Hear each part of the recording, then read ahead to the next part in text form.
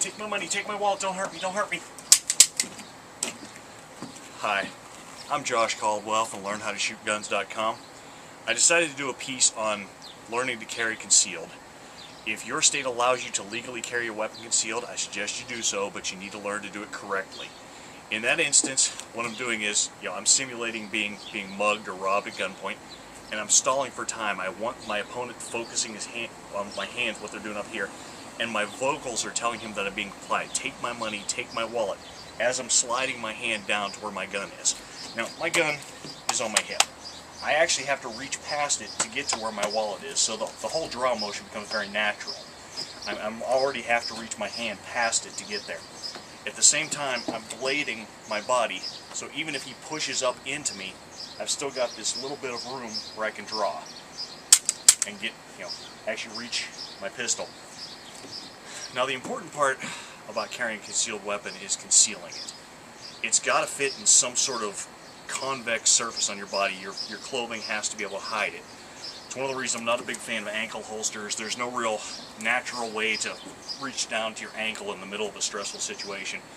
I don't like the small of the back carry because anytime you sit down, you're sitting against that silly thing. I'm a little too fat to go to the front of the pants because there just isn't enough room for anything else in there but me.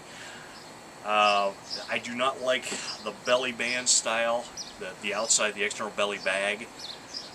They look okay if you're in a touristy area. If you're walking through an amusement park, you look fairly normal with that. But you've only got a clasp in the very back. It sits outside. Anybody who sees that thing knows it's either going to be a gun or you keep your wallet in there.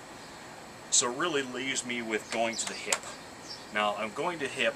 I've got to wear a shirt that's baggy enough to create this dead space so you don't really see it. If your shirt's too tight, what you'll do is you'll get an imprint of the weapon. You need to have, go an extra size, whatever. Try it on, try it in the mirror.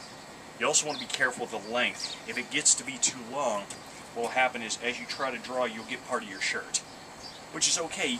You might still be able to get it out. You might have to go to a rip technique where you pull up with your free hand and then engage. It just makes it a little more complicated. So your choice of clothing becomes a little more, you have to think it through a little better. But you need to be able to create that dead space somewhere around your body. There are bra holsters for women who are fairly chesty. You create that dead space below your chest. You can go, if you're wearing a jacket, you can go to the end of the shoulder. I'm not a big fan because then you can't take your jacket off. You also have, on those kind of rigs, you have to be able to reach inside your shirt, which doesn't look real normal.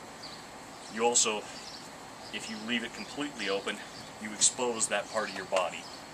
The only way I've found to really be able to comfortably carry in a way that's concealed is right on the hip, right at my natural point, and it gives me that stalling point where if I'm in trouble, no matter what they say, if they tell me they're going to take my car, whatever, don't hurt me, take my wallet, take my money, whatever it is to get this hand reaching toward what they perceive as my wallet, but is really my gun. Until next time, stay safe. I'm Josh Caldwell with LearnHowToShootGuns.com, and if you want to learn more, sign up for my free newsletter, and I'll even give you a free report on home defense. Thank you.